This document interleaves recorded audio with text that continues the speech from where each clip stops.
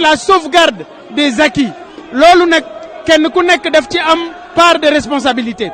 C'est pas un combat de Ousmane Sonko, les gens l'ont compris, c'est un combat pour la démocratie. Au-delà de Ousmane Sonko tey dafa nekk contrôle judiciaire, il faut ñu xeex ba ñu jële ko fi moom Ousmane Sonko daal di fexe ñu def ko libération totale ñu bañ ko toppee dara. Loolu nag combat la boo xam ne ñëpp dañ ko war a def.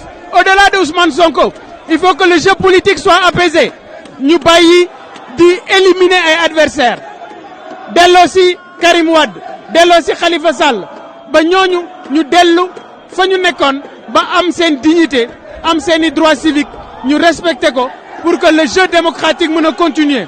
li ñu bëgg aussi mooy que ces élections municipales que mu leer ñu xam kañ la ñu xam naka lay demee.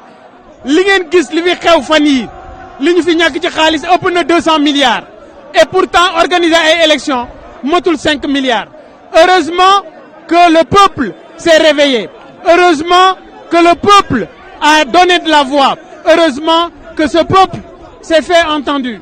Alors léegi nag li am solo mooy moom Macky Sall na décrypter message bi nga xam ne peuple bi lancé na ko moom Macky Sall na comprendre ne noggatu ay politiciens jeex na.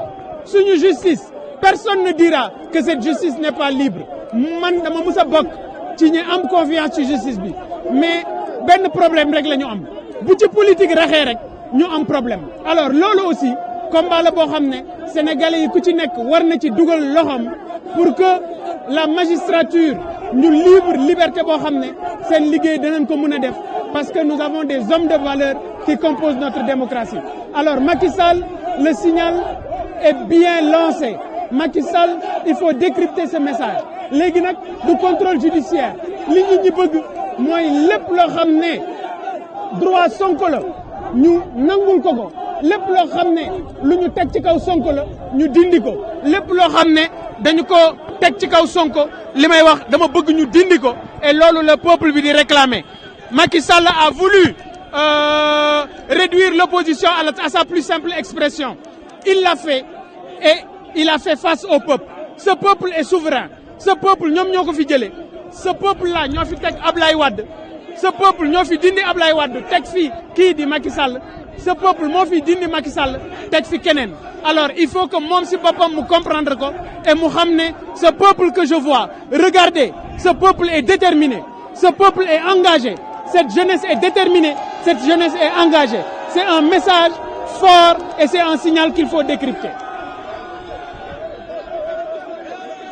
Mais il faut juste retenir que c'est le peuple qui a parlé. Le président Macky Sall a voulu réduire l'opposition à sa plus simple expression. Eh bien, il fait face au peuple. Et ça, c'est le peuple aujourd'hui qui a parlé. Heureusement qu'il a compris ce message. Mais il l'a compris à moitié. On ne cherche pas une liberté conditionnelle pour Sonko. On ne cherche pas qu'il soit placé sous contrôle judiciaire.